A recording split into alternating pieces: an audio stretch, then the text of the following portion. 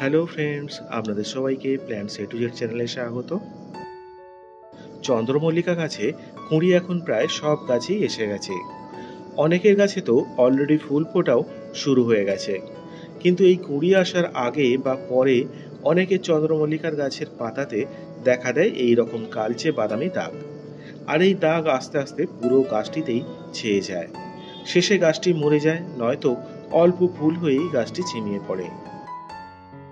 তাই এই সমস্যা থেকে মুক্তি পেতে আজ আপনাদের এমন 3টি লিকুইড মিক্সারের কথা বলবো, যেগুলো ঠিক সময় মতো এই চন্দ্রমল্লিকা গাছে দিলে গাছের পাতা যেমন আর কালো হয়ে যাবে না, তেমন সবুজ ও ঘন হয়ে উঠবে গাছের পাতাগুলো।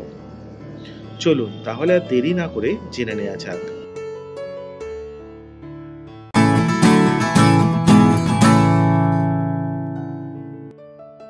আমি যে 3টি লিকুইড মিক্সারের কথা বলবো সেগুলি দেওয়ার আগে প্রাথমিক পর্যায়ে আপনারা কতগুলো কাজ করে নেবেন। প্রথমেই এই কালো হয়ে যাওয়া পাতাগুলো হাত দিয়ে অথবা কাঁচি দিয়ে একটা একটা করে কেটে ফেলে দেবেন এবং আক্রান্ত গাছটিকে অন্য গাছ থেকে আলাদা সরিয়ে রাখবেন। কারণ এই রকম কালো দাগ হওয়ার একটি বড় কারণ সেপ্টোরিয়া নামের একটি ফাঙ্গাস, যেটা খুব সহজেই একটা গাছ থেকে অন্য গাছে ছড়িয়ে পড়ে। আর এর কারণে পাতাগুলো প্রথমে হলুদ ও পরে বাদামি ও কালো হয়ে যায়। এছাড়া আপনারা যেটা করবেন সেটা হলো প্রতিদিন সকালের দিকে গাছগুলোকে একটু স্নান করিয়ে দেবেন। মানে এইভাবে জল দিয়ে পাতাগুলো ভালো করে ধুয়ে দেবেন, যাতে পাতার উপরে থাকা ধুলো ময়লা ভালোভাবে ধুয়ে যায় এবং পোকামাকড়ের বাসা না বাঁধতে পারে। এবং সারাদিনের রোদটা যেন গাছের পাতার পাশাপাশি গাছের গোড়াতেও অর্থাৎ টবের মাটিতেও পর্যাপ্ত পরিমাণে লাগে।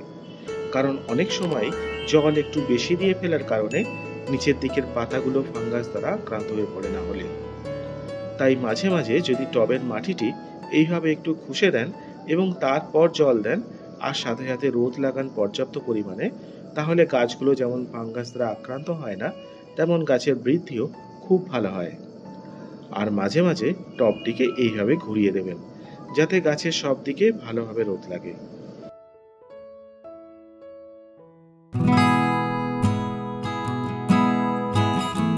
এবার যেসব গাছগুলোর পাতা অলরেডি আক্রান্ত হয়ে গেছে ফাঙ্গাস দ্বারা এবং যেসব গাছগুলোতে এখনো হয়নি, সেই সব গাছগুলোতে প্রথমেই যে লিকুইডটি আপনারা দেবেন সেটি বানাতে নেবেন কপার অক্সিক্লোরাইড যুক্ত যে কোনো ফাঙ্গিসাইড, যেমন সাপ, স্প্রিন্ট অথবা ব্লাইটক্স। এই রকম একটা গ্লাসে আপনারা ভালো করে 2 গ্রাম যে কোনো ফাঙ্গিসাইড গুলে নিয়ে সেটা হাফ লিটার জলের সাথে মিশিয়ে নেবেন। তারপর এটা 15 দিন অন্তর স্প্রে করবেন গাছগুলোতে।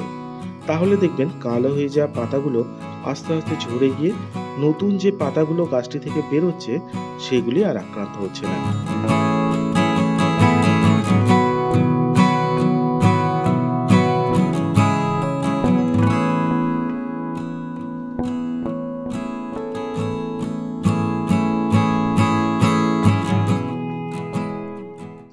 এবার সেকেন্ড যে লিকুইডটি আপনারা স্প্রে করবেন সেটি বানাতে নেবেন সিউইড ফার্টিলাইজার। একইভাবে প্রথমে একটি গ্লাসে 10 ফোঁটা সিউইড ফার্টিলাইজার গুলে নেবেন। ভালোভাবে গুলে নিয়ে ওটাই 1 লিটার জলের সাথে মিশিয়ে 10 দিন অন্তর গাছগুলোতে স্প্রে করবেন। এটা আপনারা গাছে কুঁড়ি চলে এলেও দিতে পারেন। এতে গাছে যেমন মাইক্রোনিউট্রিয়েন্টসের অভাবটাও পূরণ হবে, তেমন গাছের রোগ প্রতিরোধ করার ক্ষমতাটাও অনেকটা বেড়ে যায়। আর যদি সিউইড ফার্টিলাইজার না থাকে আপনাদের কাছে, তাহলে কাকা পেস্টিসাইডটাও ইউজ করে দেখতে পারেন। এতেও বেশ ভালোই রেজাল্ট পাওয়া যায় দেখেছি।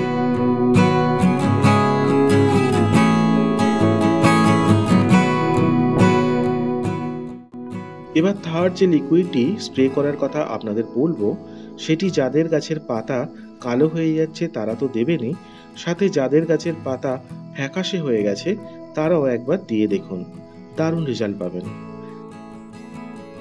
তার জন্য 1 চামচ ইউরিয়া এবং 1 চামচ ইপসাম সল্ট আগে ভালোভাবে 1 গ্লাস জলে গুলে নেবেন।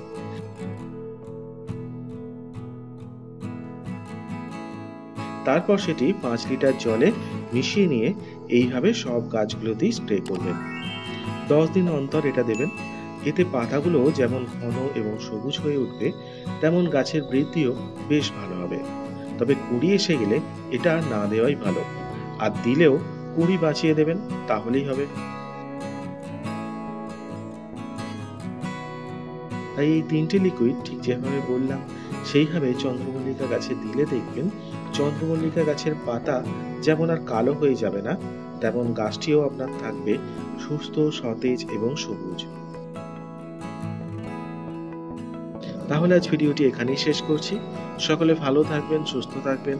আর যদি ভিডিওটি ভালো লেগে থাকে তাহলে please like, comment, share and please subscribe my channel.